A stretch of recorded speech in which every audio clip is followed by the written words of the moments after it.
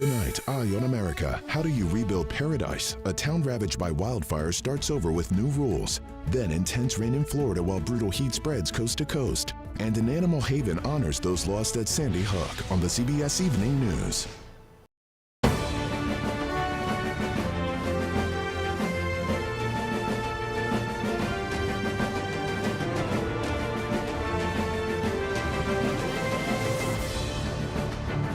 No one in this country is above the law. Everyone must be accountable for their actions, even this defendant. This was a strong prosecution, and that I think the system worked once this case was charged and went to trial as intended. Attorney General Garland's willful refusal to comply with our subpoena constitutes contempt of Congress. Hello, everyone. I'm Major Garrett in Washington. Welcome to America Decides. Why do we care about justice?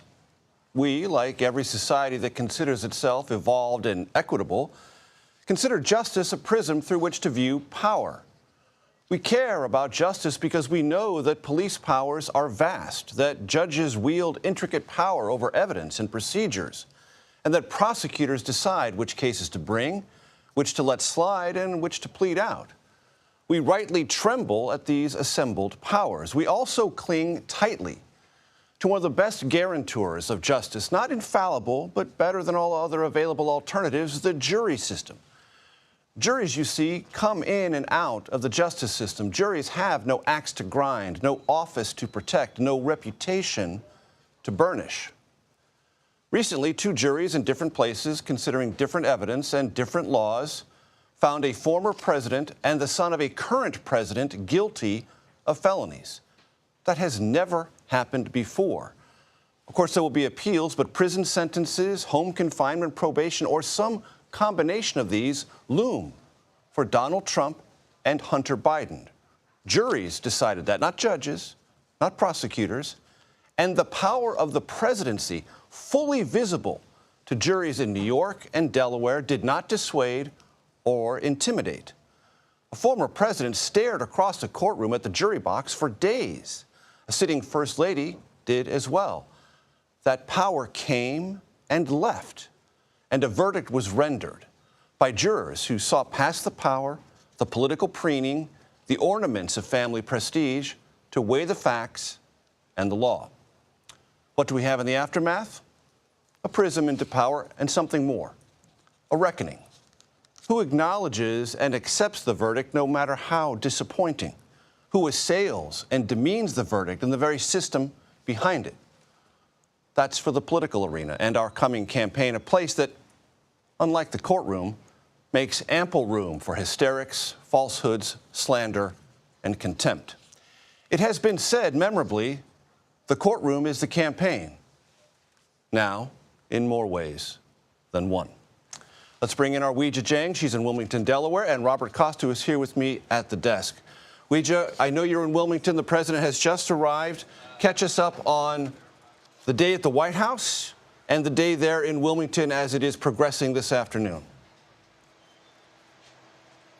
That's right, Major. President Biden changed his schedule after the verdict was reached so he could scramble here to Wilmington, Delaware, to be by Hunter Biden's side. As you know, as we've been reporting, many family members attended this trial, including the First Lady, who was here all but one day because she was in Europe alongside the president. And this has been a very difficult, painful chapter for the Bidens because it is on such a public display. After the verdict was reached, Hunter Biden left the court with the First Lady, holding hands with her as well as his wife. And you can imagine now they have to think about the sentencing and what comes next. To that end, President Biden has said he would not pardon his son. It remains a question whether he would consider a commutation, which means to shorten his sentence, which has, of course, not been given to Hunter Biden yet. The judge in this case said there is no date set just yet, but it typically happens about 120 days out, which would put us at early October, Major. And that would be, of course, just about 1 month before the presidential election. So, ironically, oh, go ahead. We just stand by. I want to bring in Robert Costa. Robert, we were just showing video, very compelling video, just brought in of the president, Hunter Biden, hugging, and the president talking to the children, right, remainder of the family. This is a moment of tremendous import for the Biden family and an expression in this large legal/political context of the president's loyalties. It's such a prism, as you said, not only into the campaign and American democracy, but it's also a prism into the Biden family. For the past half century, these two men, father and son, have been at each other's side, dealing with the aftermath and the pain of losing a wife and a mother, then later losing brother Beau, son Beau Biden. And it is just these two men left from the original Biden family as we knew it in 1972. And of course, President Biden went back to Wilmington tonight. So much comes back to Wilmington, back to Delaware. Where does he celebrate Mass most weekends? In Wilmington or in Rehoboth on the Delaware beach? This is someone who has been president, but his friends always tell me he is most comfortable in Delaware, and he's also most comfortable with his family. And you've spoken to him over the years. I've spoken to him and interviewed him. This is someone who always talks about the Biden name. And it seems like maybe just something small in passing when you're covering a political figure, but not every political figure talks about their surname with such pride and reverence for what it means, the values they believe it represents. And to deal with a son who has had addiction issues, now dealing with a conviction, it's so serious for Biden, who has been with Hunter through the ups and downs and ups again and then the downs today. And Robert, it's worth noting that this trial laid bare things that were visible if you were kind of a student of Hunter Biden's problems, but now the whole entire public knows of it. This addiction problem manifested itself most malevolently for Hunter Biden in 2018.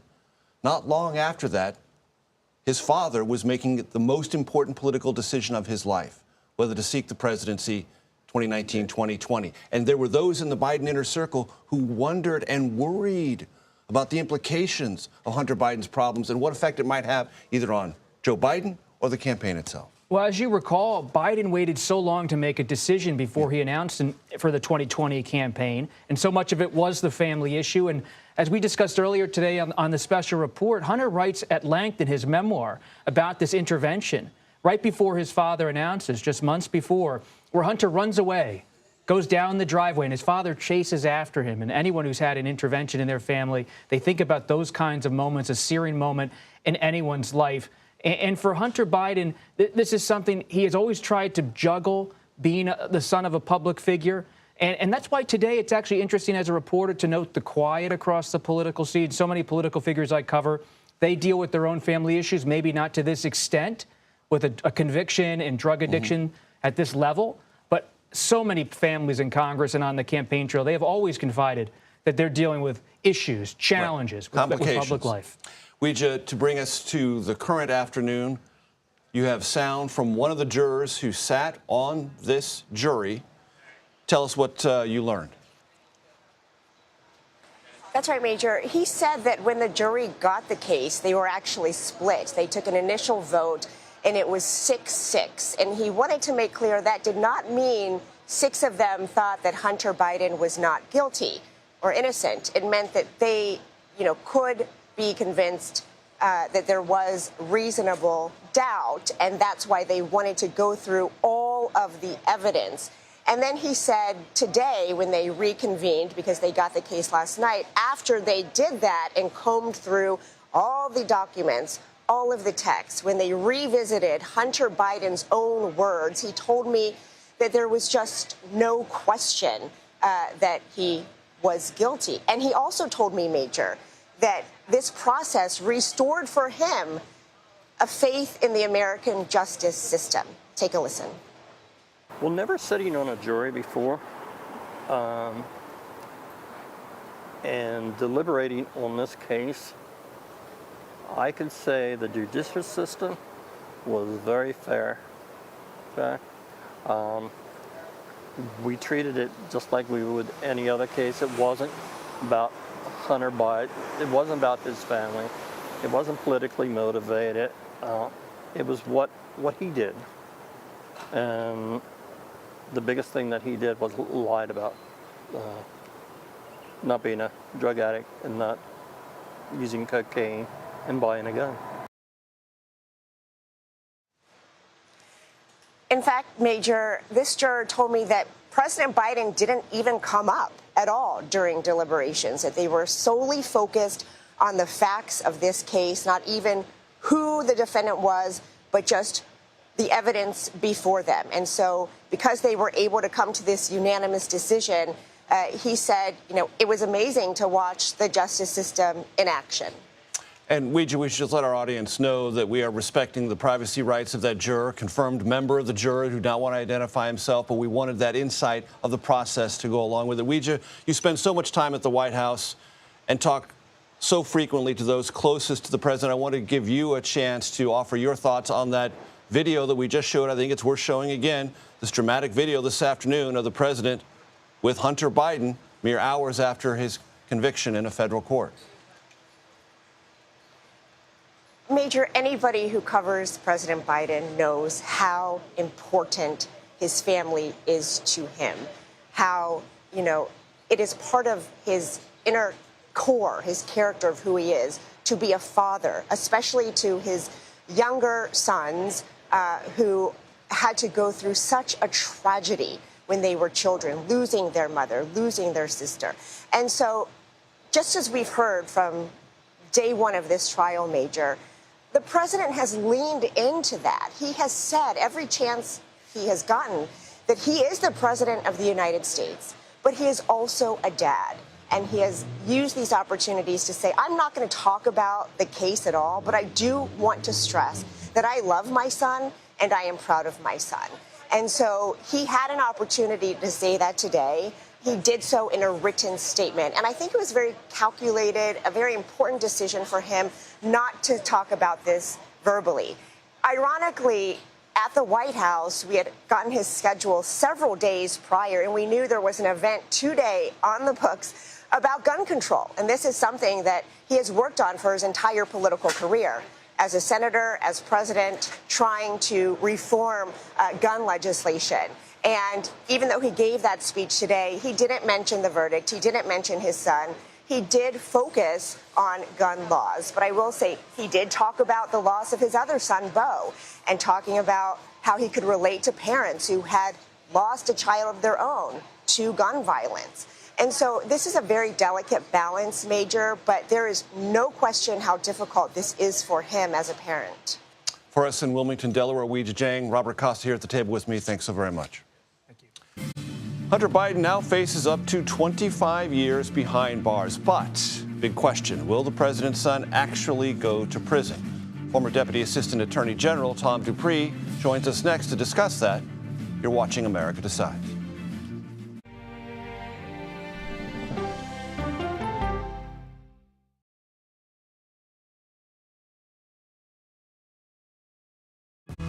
Coming up, our series. Wait a minute. Tom, is that you working the camera? Keep leaning out of your close-up. Your morning routine just got better. CBS Mornings, weekdays at 7.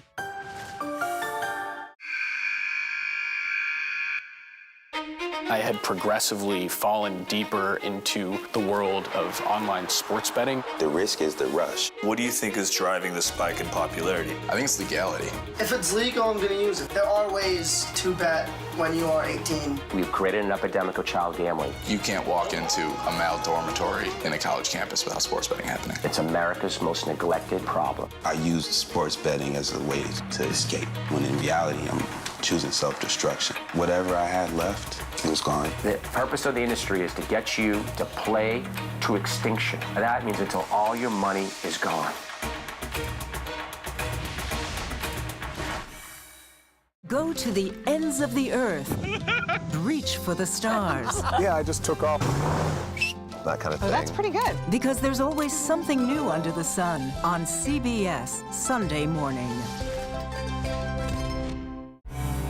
An original documentary from CBS Reports. That desired farm, it's a wonderful place to raise children, and it still is. Promises broken. Black Americans have been the target of racism and discrimination pretty much from the time they acquired ownership in the land.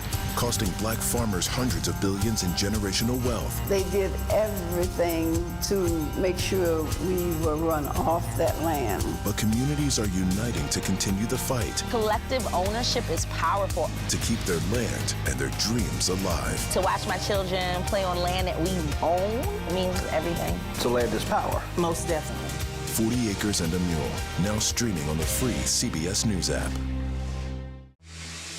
People with developmental disabilities were once sequestered by the hundreds of thousands in institutions. Many of our fellow citizens are suffering tremendously because lack of attention, lack of imagination, lack of adequate manpower.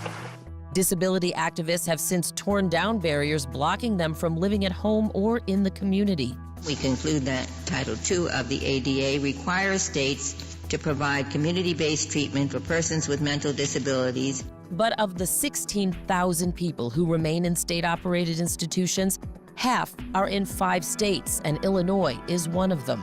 I don't want to live in the institution. It makes me feel discriminated against. Do you think there are people living in institutions in Illinois that don't need to be living there? Yeah, because they're proving it as soon as they get out.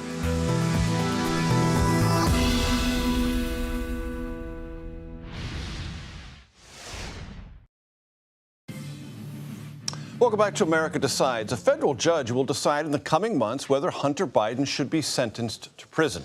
The 3 felony counts he was convicted on carry up to 25 years behind bars. To discuss this and other related topics, I want to bring in former Deputy Assistant Attorney General Tom Dupree. Tom, I want to play you some sound from a statement that David Weiss, the special counsel, made after the jury delivered its verdict. Let's take a quick listen to that.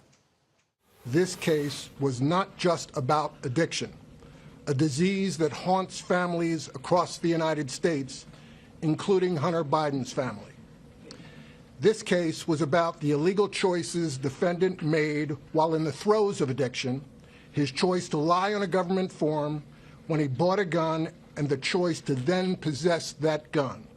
It was these choices and the combination of guns and drugs that made his conduct dangerous. Tom, evaluate that statement. Is it typical for special prosecutors to make statements such as this after a verdict? Well, yes and no. In high-profile cases, it is common and appropriate, I think, for prosecutors to make these types of cases. What's a little bit unusual was that the prosecutor did highlight what was really an underlying theme of their entire presentation to the jury, that they weren't looking to punish Hunter Biden for being an addict, because they knew quite well that many of the jurors had people, close family members, who themselves had struggled with addiction. Instead, what the prosecutor made clear is that this is a case about choices. Poor choices, unlawful choices that Hunter Biden made while in the throes of addiction. So I thought it was a very thoughtful distinction, and one that was very consistent with the way that the prosecutors tried this case. And those choices, Tom, how will they factor into judgments made about sentencing? Right.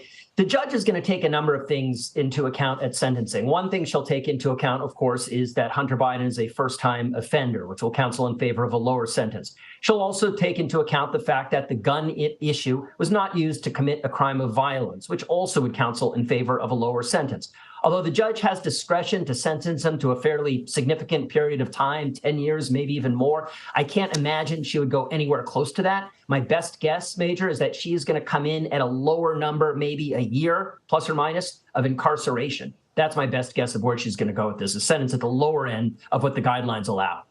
Tom, you remember as well as I do, and some in our audience may remember, about a year ago, there was a whole different orientation to the underlying facts of this. There was a recommendation that came from prosecutors and the defense attorneys for Hunter Biden for a diversion program about this underlying set of facts. When the judge, the same judge who heard this case, intervened and said, wait a minute, I'm not comfortable with that. That's not a proper application as I understand the law. How do we view all of that in retrospect now? Well, I can tell you, I'm sure the defense team looks back at those halcyon days where they thought they had a deal on the table only to see it pulled away at the last minute, like Lucy pulling the football away from Charlie Brown. They had a sweetheart deal, in my opinion, now to have enabled Hunter Biden to pull a lot of these charges to rest. As you note, the district judge did her job. She kicked the tires on the plea deal. She asked tough, probing questions of both sides. And she ultimately ferreted out the fact that there wasn't really a deal on the table, that both sides had a different understanding of the terms of the deal. And so it basically blew up on the launch pad and led to today's conviction. And when I mentioned in my open, Tom, about the power that justices have over evidence and procedure and things like that, she exercised it from your vantage point properly. I do. I thought this was a very tightly run trial. We didn't have a lot of the drama and histrionics that sometimes attaches to trials that have a political hue to them. It seemed like the jury was well instructed. The jury certainly deliberated in a very efficient fashion. We didn't seem to get any sense of juror confusion or puzzlement. To the contrary, the jury seemed to approach its job very thoughtfully, seriously, deliberately. They initially were split on the verdict, but ultimately they were able to reach a unanimous verdict. All of that speaks well to the way that the judge presided over this trial.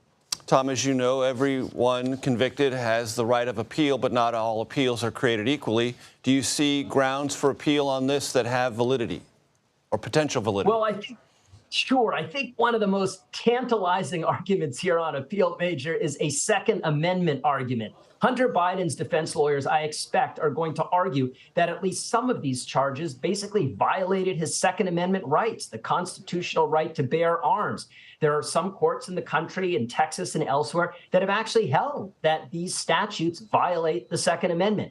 It's not entirely clear if the federal appeals court that supervises cases coming up from Delaware will reach the same conclusion, but it's a serious argument, a serious issue, and we can expect a battle royale to be joined on appeal in about 6 months to a year. Precise and probing as always. Tom Dupree, thank you very much. Attorney General Merrick Garland defends his Justice Department in a Washington Post op-ed saying the attacks, quote, must end, unquote. This is House Republicans press forward with their efforts to hold Garland in contempt of Congress. You are streaming America Decides.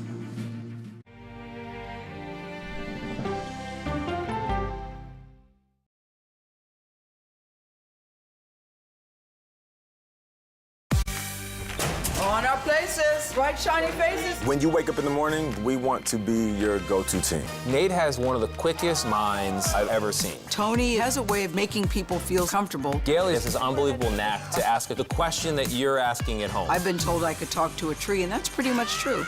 I don't go to work in the morning. I go for coffee with my two good friends, and we talk about the world. Your morning routine just got better. CBS Mornings, weekdays at 7.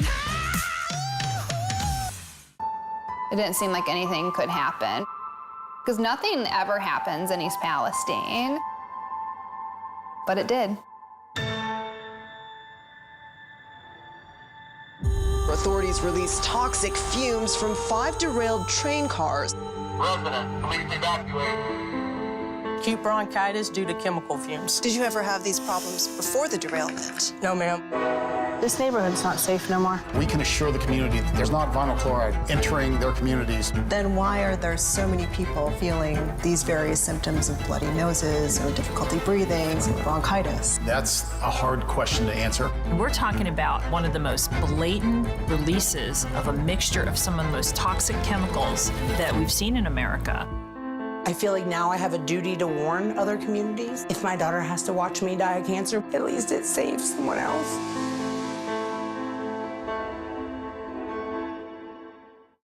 This case. It's like a screenplay, something straight out of Hollywood. But it's not fiction. It's 48 hours. Human remains found this week. 4 families shattered. There's no physical evidence. The mystery would haunt investigators for years. There's some questions that have to be asked and need to be answered. Like a John Grisham novel. A gripping true crime original. 48 hours. Now streaming on the free CBS News app. Stories that inform. Or you can be really old at 60, and you can be really young at 85. Inspire. How do we unlock the power within ourselves to be who we want to be. And brighten your day. The best part of fame is making people feel good. Always send the people home happy. Make every day a little more like Sunday morning. Here comes the sun. Stream now on the free CBS News app.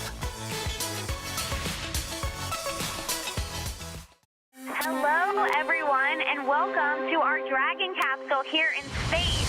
Sightseers in space, the thrill of a lifetime. Seeing the Earth from space, it was so exhilarating. But the risks that come with the territory. There have been 4 fatal accidents. That's a 1% fatal accident rate. Might make you look before you launch. If you had 1 out of 100 airplanes falling out of the sky, we'd have a public crisis. Space tourism, now streaming on the free CBS News app.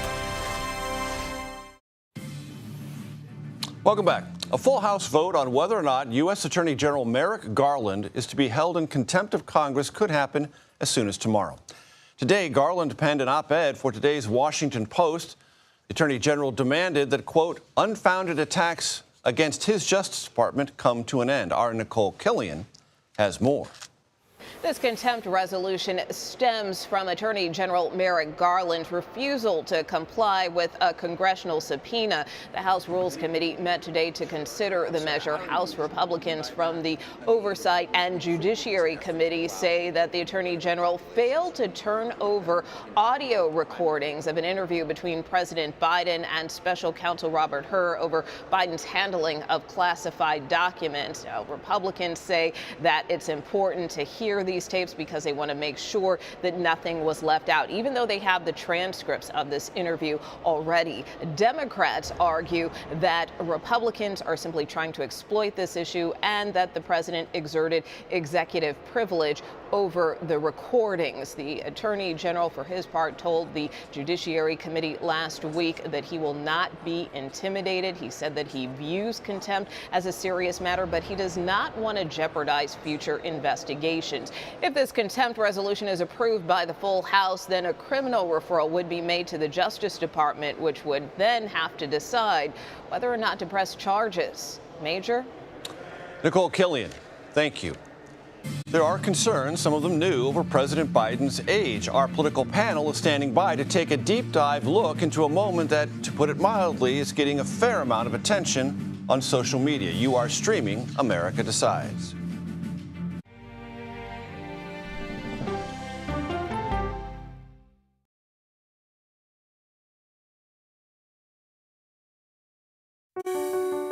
Washington is the seat of power. National security, foreign policy, global economics, every story comes through Washington in some way. We bring some of the most powerful voices in America to the table.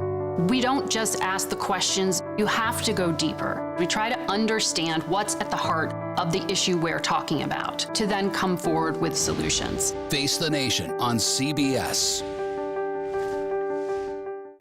The justices ruled that Harvard and the University of North Carolina violated the Constitution. In the aftermath of the Supreme Court decision to end affirmative action in college admissions, uncertainty sets in for some students of color. Affirmative action really gave us an equal opportunity. CBS Reports explores the historic decision and what it means for those chasing an opportunity to change their lives. I knew that college was the ticket to break this cycle. The end of affirmative action, now streaming on the free CBS News app. Okay, let's go. You guys good? Hey. All right, we good? Keep going. The clock, it's ticking. Off we go. 60 minutes. 60 minutes. 60 minutes. It's time for 60 Minutes, Sundays on CBS. An original documentary from CBS Reports. AI is among the most world-changing technologies ever. Curing diseases, scientific breakthroughs, making lives better. They can help us with medical discoveries, scientific discoveries, doing better agriculture, having cures for things like Alzheimer's. It's also going to really transform the way we work. The uplifting potential of artificial intelligence is limitless. It gives you a friend, somebody to chat with 24/7 that is non-judgmental. He makes me feel loved and desired. And so are its downfalls. The problem with all this AI is that it's unpredictable and uncontrollable. The choices we make now will have lasting effects for decades, maybe even centuries. The ChatGPT revolution, now streaming on the free CBS News app. we are about to see American weapons in the hands of Mexican cartels. A gun pipeline to Mexico. We are arming the cartels. 100%, no doubt about it. Happening right under our noses. Who's doing something about this? Nobody. A CBS Reports exclusive. Most Americans have no idea that we are effectively arming the enemy next door. This is the story the American people need to know. Arming cartels. Now streaming on the free CBS News app. America Decides, taking you inside American democracy. The most important stories on a day-to-day, hour-to-hour basis. You're going to hear a lot of reporting. It is clearly a pivotal moment. Gun control, the economy, education. Both sides of the political aisle fight it out for power. Bringing you the analysis that you need. Thoughtfully, with context. Be part of the conversation. On CBS News Streaming. Welcome to America Decides, Monday through Thursday at 5 p.m. Eastern.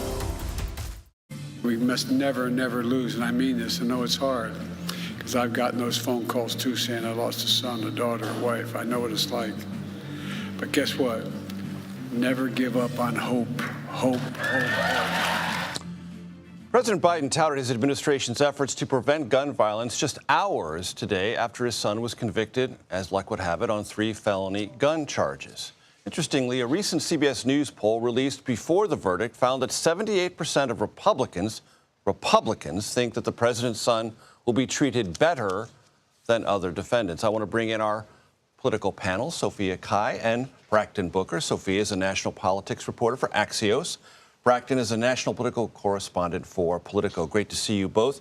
To set the table for part of our conversation, I want to show our viewers 2 things. One is video from the Juneteenth celebration at the White House yesterday, and a moment that on social media is being described as a Juneteenth freeze of the president. And then after that, we're going to play sound from former President Trump over the weekend in Nevada with a non-teleprompter-approved reference to electric boats, batteries, and sharks. Let's play them both.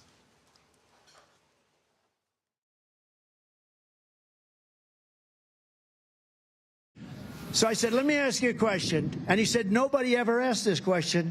And it must be because of MIT, my relationship to MIT. Very smart. He goes, I say, what would happen if the boat sank from its weight and you're in the boat and you have this tremendously powerful battery and the battery's now underwater and there's a shark that's approximately 10 yards over there. By the way, a lot of shark attacks lately. Do you notice that? A lot of shark. I watched some guys justifying it today. Well, they weren't really that angry. They bit off the young lady's leg because of the fact that they were not hungry, but they misunderstood who she was. These people are crazy. He said there's no problem with sharks. Okay, now we're going to show you the video. This is South Lawn of the White House, Juneteenth celebration. Music is playing, arrayed around the president, lots of different people, including the vice president. The president not moving at all.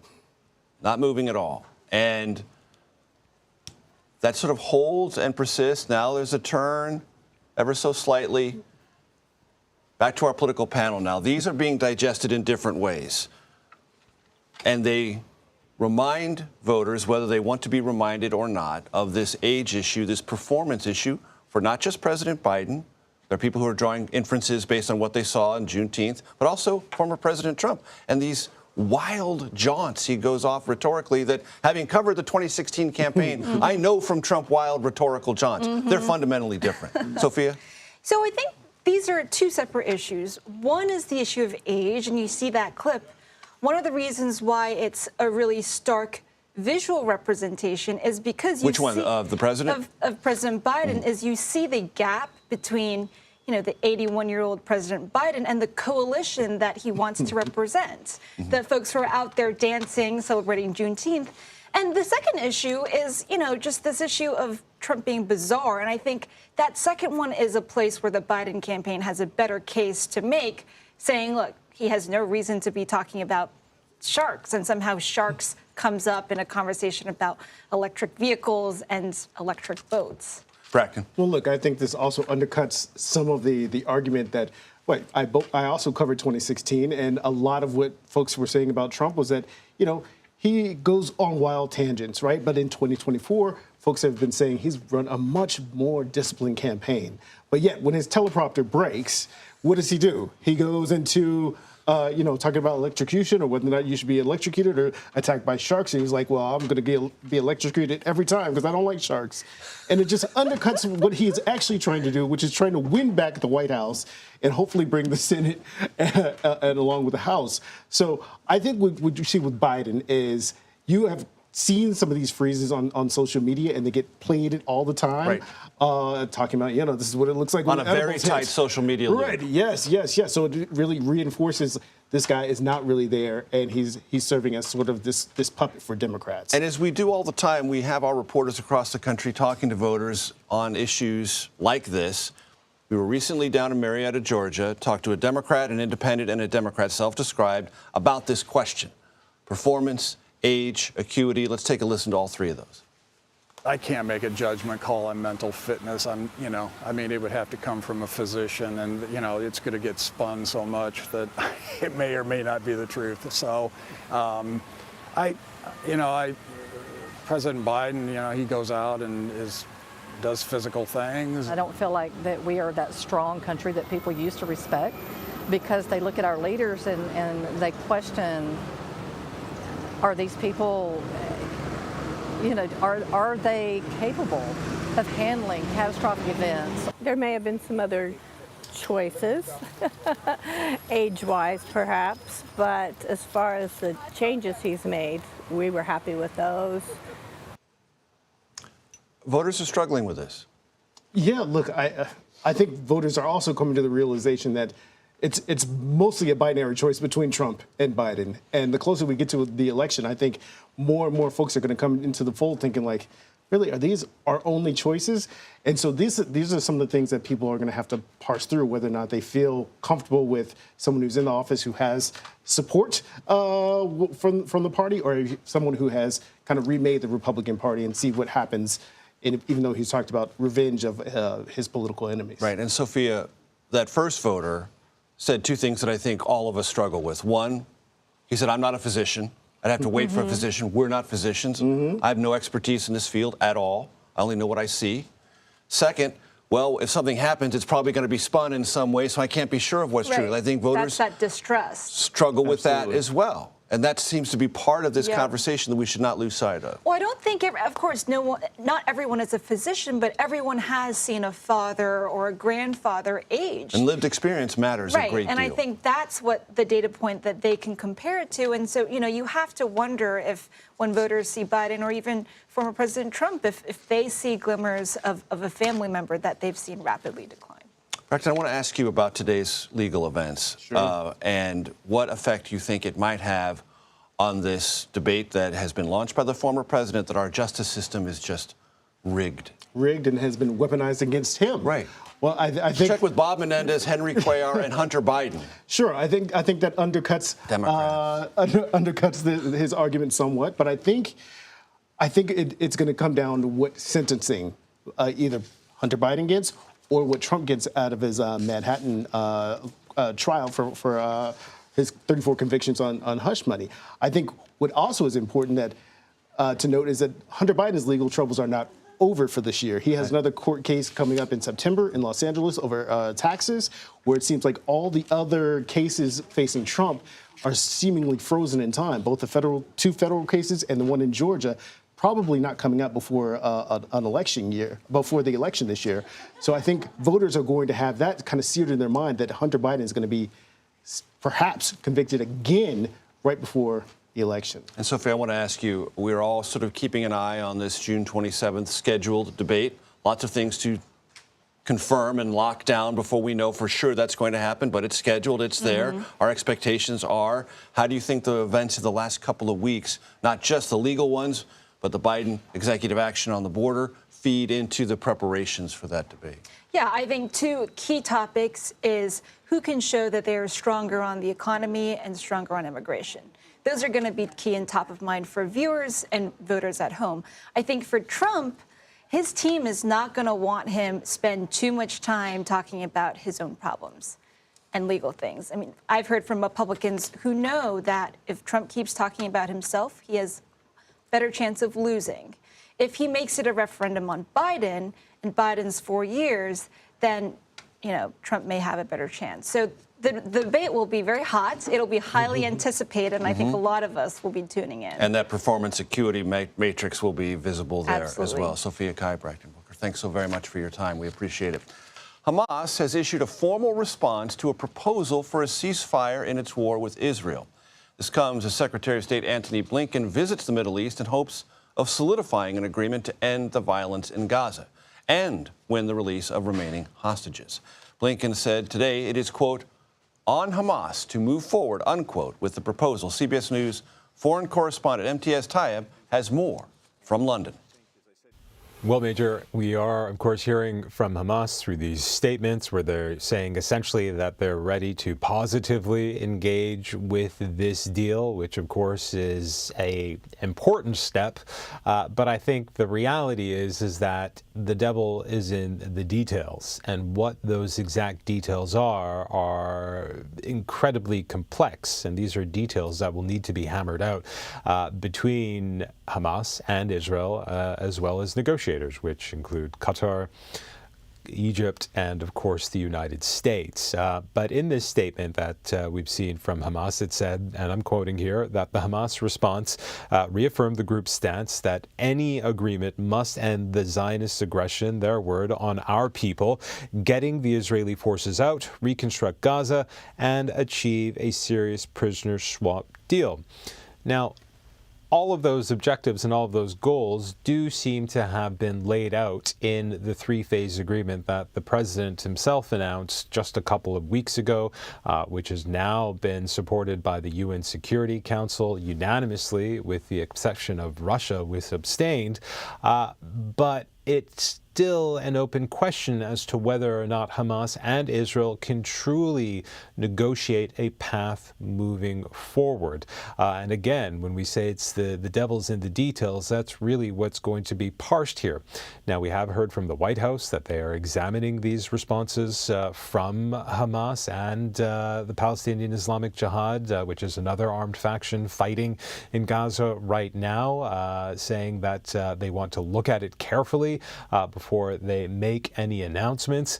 But ultimately, the ball will be in Israel's courts to decide what it wants to do. Prime Minister Netanyahu, although he has said that he is supporting this deal, and this deal has been framed as an Israeli deal, he has also said and made clear to the people of Israel that the war in Gaza will not end until all of Israel's military objectives are achieved. And what is one of those objectives? To, and I'm quoting here, destroy Hamas. So it's a complicated picture, to say the least. But at the very least, what we're seeing in this moment is some sort of traction moving forward weeks after this deal was first announced. Major. MTS Tayeb in London, we thank you. The prosecution's star witness faces cross-examination in the bribery trial of Senator Bob Menendez. What the businessman had to say about the alleged bribery deal. You are streaming America Decides.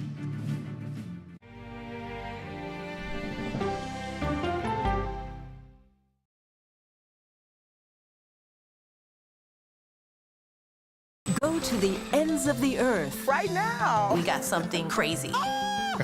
And reach for the stars. Here we are. Time. Yes, it's my comeback. Hey, this is pretty fun. But wait, there's more. Experience thought-provoking. I'm open to the idea of being a human being. Innovative and truly original reporting. Look through a telescope and go, wow. Because there's always something new under the sun on CBS Sunday morning. At this moment, terrorists could be plotting another attack. 9/11 triggered a counter-terrorist system that included a secret database. This person needs a closer look. A growing list of nearly 2 million people, including some Americans who say they're innocent. For 1 hour flight, I have to spend 6 hours to go and come back. CBS Reports explores the system, the people responsible for it, and those pushing for change. I'm not fighting against them. I'm fighting for them to do the right thing. The Watch List, now streaming on the free CBS News app.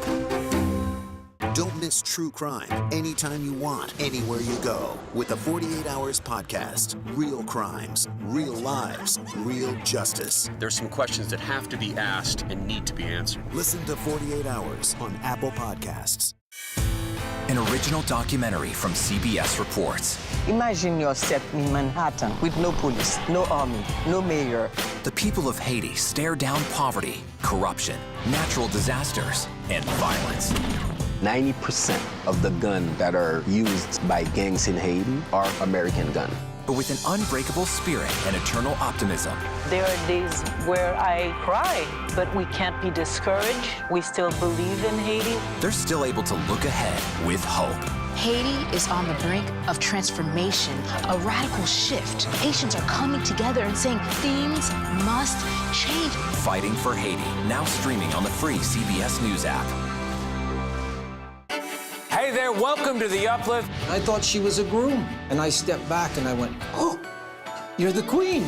She's going to be with me every instant that I'm alive. I just wanted to see if you'd go to Disneyland with me today. I look over at him and he's smiling. I'm going to remember that the rest of my life. They told us when he was going to be born, he was only going to live for 30 minutes. It's really a miracle that he's with us today. The Uplift. Stream now on the free CBS News app. When you wake up in the morning, we want to be your go-to team. On our places, bright, shiny faces. I don't go to work in the morning. I go for coffee with my two good friends, and we talk about the world. Your morning routine just got better. CBS Mornings. A CBS News investigation. People looking for love, finding their life savings gone. This could happen to anybody. And sometimes losing their lives. Anything for love. Now streaming on the free CBS News app. This is CBS.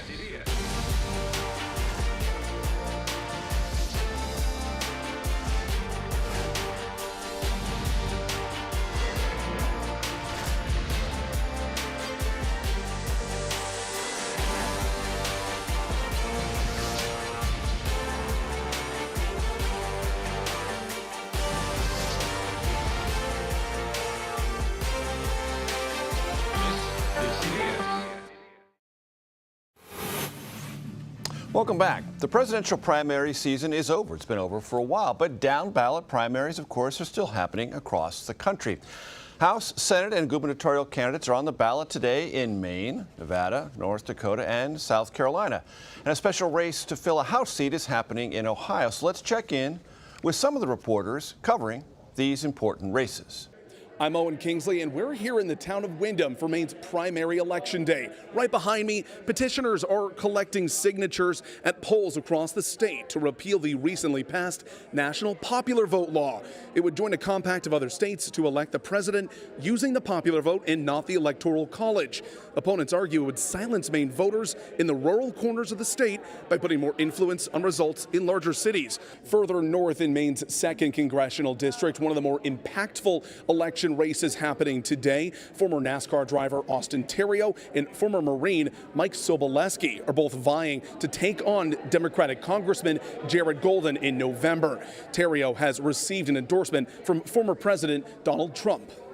I'm Josh Meny for CBS in Reno, Nevada. About 20% of the electorate is expected to show up for today's primary. Now, typically on presidential election years, turnout is higher. In 2020, about 481,000 voters showed up, which accounted for 29.5% of active registered voters. Now, the big race to watch tonight is the Republican primary for U.S. Senate. Retired Army Captain Sam Brown, who lost to Adam Laxalt in the GOP 2022 Senate primary, earned Trump's endorsement in the 11th hour on Sunday, which should propel him ahead of Jeff Gunter, Trump's former ambassador to Iceland. Thanks to all of you for your reporting. For more on tonight's primary contest, I want to bring in Hunter Woodall from our CBS News political unit. Hunter, great to see you. For tonight's purposes, I think in Washington, the big race on the map is South Carolina's 1st congressional district primary. Tell us a little bit about that. It's a fascinating race, Major, because you have incumbent Republican Representative Nancy Mace. Now, Representative Mace was somebody who, days after Jan 6, the Jan 6 Capitol attack, said she held Trump accountable for what happened that day. Since then, she's endorsed former President Trump as he runs for the White House, and Trump has endorsed her in her re-election race this fall. What's fascinating, though, is Mace was among the 8 House Republicans who voted to oust Kevin McCarthy as Speaker last fall. That's gotten her a lot of pushback. She has a really, robust primary challenge here, and it's a challenge in a district that, has leaned more Republican in recent years. And former House Speaker Kevin McCarthy, who in part got that title because of the vote of Nancy Mace, is helping through a PAC to bankroll the primary opponent, correct? Exactly. Federal election campaign records show that McCarthy's leadership PAC has given to Mace's challenger, and obviously that's McCarthy saying, hey, I have a say in this race. He's obviously upset with those few Republicans who voted to remove him as Speaker last fall. So he's still playing a hand, even though outside of the system, in shaping or possibly trying to shape the system in the future. North Dakota has an interesting primary for governor. Talk to us about that. North Dakota is not a state we talk too much about politically, but right now, obviously, the governor, Doug Burgum, is seen as a potential, vice presidential pick for, Trump later in the coming months. In this race to succeed Burgum, though, Trump and Burgum disagree on who they want to see win this Republican primary. Trump has endorsed Congressman Kelly Armstrong in the race. Burgum has actually endorsed his Lieutenant Governor, Tammy Miller. So obviously, in a red state, whoever wins this primary is likely to become the next governor of North Dakota, and Trump and Burgum feel differently about the outcome. And Nevada, there is also another clash within the Trump Republican world about who should emerge from that Republican senatorial primary. We know Nevada is a critical presidential battleground state, but it's a huge race in terms of the Senate map. This is a seat that Democrat Jackie Rosen, holds right now. Democrats need to hold this seat, likely if they want to maintain their really narrow control in the Senate come the fall. Trump has endorsed Sam Brown. Sam Brown has a background, that tends to resonate with Republican primary voters, but he struggled in the primary in 2022. He finished second for a different Senate seat in Nevada. At the same time, the former U.S. ambassador to Iceland under Trump is running for the seat. And, he didn't get the Trump endorsement, and he's not exactly happy on social media that, he didn't get the Trump sign-off. He's excoriating those around Trump, saying that though he doesn't hold Trump personally responsible, not faulting him directly, is faulting those around him for giving him bad advice, putting the thumbs on the scale, also to sour grape stuff, which those close to Trump have responded in kind back, also vociferously. Exactly, and that's not, your voters seeing that play out. Obviously, that doesn't tend to go well a few days before the primary. One last thing about South Carolina, that's a runoff proposition, so if Nancy Mace or the challenger doesn't get to 50%, they have to rerun it? Exactly, they have to run. It would be a runoff on June 25th, so very short window, and anything can happen, and a low turnout runoff that could be like that. Very good. Hunter Woodall, great to see you. Thanks so very much. And we will have more news ahead. You are streaming America Decides.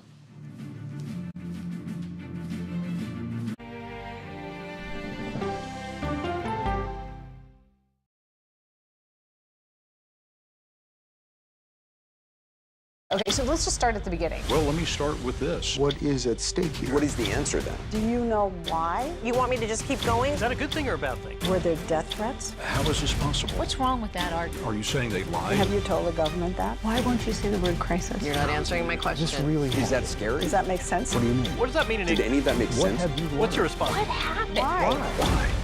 It's time for the CBS News Original 60 Minutes, Sunday on CBS and streaming on Paramount+. There is no more room in our city. New York City is receiving record numbers of migrants. Today, we're going to have more than 500 adults and children come through that door. Tensions rise as shelters reach max capacity. We don't have to take care of them. CBS Reports goes inside a crisis cities and families are facing as they fight to survive. The United States still has that glimmer of hope for people to come here. Fighting for a future. Now streaming on the free CBS News app. On Face the Nation, the way to learn is to listen. We may have a recession. Listening to how someone explains themselves is so key to understanding their perspective. An original documentary from CBS Reports. Since you started La Soup in 2014, do you have any sense as to how much food you've rescued from the landfill? We've rescued 4.5 million pounds. I can't even fathom how much food that is. And that's one little person in one little city in America. We're going to call this chicken piccata. We did 450 of these meals today. This is the exact dish that you and I are going to have. Yep. Oh, really good. Is it good? Mm-hmm. Having a plan of how to keep people fed should be in every single city. If we eliminated food waste, could we eliminate hunger? Yes. Eating Trash, now streaming on the free CBS News app. America Decides, taking you inside American democracy. The most important stories on a day-to-day, hour-to-hour basis. You're going to hear a lot of reporting. It is clearly a pivotal moment. Gun control, the economy, education. Both sides of the political aisle fight it out for power. Bringing you the analysis that you need. Thoughtfully, with context. Be part of the conversation. On CBS News Streaming. Welcome to America Decides. When people say who's first to get in the morning, that would be me. Morning news matters because it sets the tone for your day, and it's a way of getting you started. Day to day, that first draft of history, it happens right here. We're going to uplift you. We're going to send you out your way. We take you places, we teach you new things, and we make you feel like, it's not all bad. People say to me, you always seem to be having a good time. And you know what? You're right. Your morning routine just got better. CBS Mornings, weekdays at 7. Welcome back to America Decides. Hunter Biden isn't the only one in the political world facing legal troubles. A key witness in New Jersey Democratic Senator Bob Menendez's corruption trial took the stand for a third day. Insurance broker Jose Uribe claims he bribed the senator and his then-girlfriend to stop criminal investigations into his business associates. Menendez has pleaded not guilty, importantly, not guilty to all federal charges. Legal reporter for the Washington Post, Salvador Rizzo, joins us now from New York. Salvador, it's great to have you with us. Briefly summarize the charges against Senator Menendez and what this witness, Mr. Uribe, has shed light on, if he has. Senator Menendez faces 16 counts in an indictment that alleges that he committed bribery, he extorted people, he committed wire fraud, he acted as a foreign agent for Egypt, and then committed obstruction of justice when he was served with subpoenas at his home in June 2022. So it's a wide-ranging indictment. This trial is now in its 5th week, and Jose Uribe, the witness who is currently testifying and will return tomorrow for a 4th day on the stand, is a linchpin of the prosecution's case. He is the only witness expected to testify that the senator and his then-girlfriend, later wife, Nadine Arslanian, knew that there was a corrupt exchange happening, agreed to it, and fulfilled their end of the bargain in exchange for the black Mercedes-Benz that Uribe says he financed for them. And in the testimony so far, Salvador, has it been established that there was a direct understanding, that is to say, I'm going to do this and you're going to give me that? It's a little bit more nuanced as far as Jose Uribe goes. Jose Uribe claims that he struck up a running conversation over text messages, voicemails, in-person meetings with Nadine Arslanian, whom he knew from some time back. And Nadine wanted the car. Jose wanted Menendez to stop and kill investigations by the New Jersey insurance fraud prosecutor into several associates that could redound on him and his business. And according to what Uribe is testifying, he never discussed the car payments with Menendez, only with Nadine. But Menendez knew, according to Uribe, that his associates were in trouble, what kind of cases. And the prosecution alleges that he called up meetings with the top prosecutor in New Jersey, the Attorney General at the time, to ask him to see if he could look into those cases to see if there was any discrimination against Hispanic truckers going on. Salvador, I'm going to make a guess here. I think it's a well-founded one, that in the public's mind, the gold bars will loom large as a visual representation of what, at least in part, this case is about. Have they come up recently? Are there any part of this conversation with Mr. Uribe or other recent witnesses? It's interesting. Uribe is not the only person who is alleged to have bribed the Menendezes. At the defense table, there's a man named Fred Davies, a New Jersey real estate developer. He's the one who's alleged to have provided 1 kilogram gold bars that you're showing on the screen right now. For a completely different set of allegations having to do with Davies requesting that Menendez stop an investigation into Davies by New Jersey federal prosecutors, and also some allegations that Davies requested and got Menendez's help securing a lucrative deal with a state fund with ties to the Qatari royal family. But during the Uribe testimony, as I said, it's been 3 days, because he's only alleged to have given this Mercedes, which is also kind of flashy and memorable to, people and the jury. The gold bars have been sort of on a hiatus for a couple days. And very quickly, Salvador, is there any evidence that's been put forward before the jury that suggests that Senator Menendez made calls outside of the typical lane of a senator in matters of this kind? Well, immediately what came to mind is prosecutors highlighting for the jury portions of Menendez's website at the time that said, our office cannot intervene in judicial cases for you, or, tell the court to act one way or another, especially, and it mentions criminal matters. So they're saying what he was doing, he was clearly broadcasting to the world and people at large that he actually couldn't do. So these were special favors that were only available to people who paid up, is what the prosecutors allege. Salvador Rizzo with all the details. Thank you very much. That does it for today. We will be back with another edition of America Decides tomorrow at 5 p.m. Eastern. The Daily Report with John Dickerson starts right now.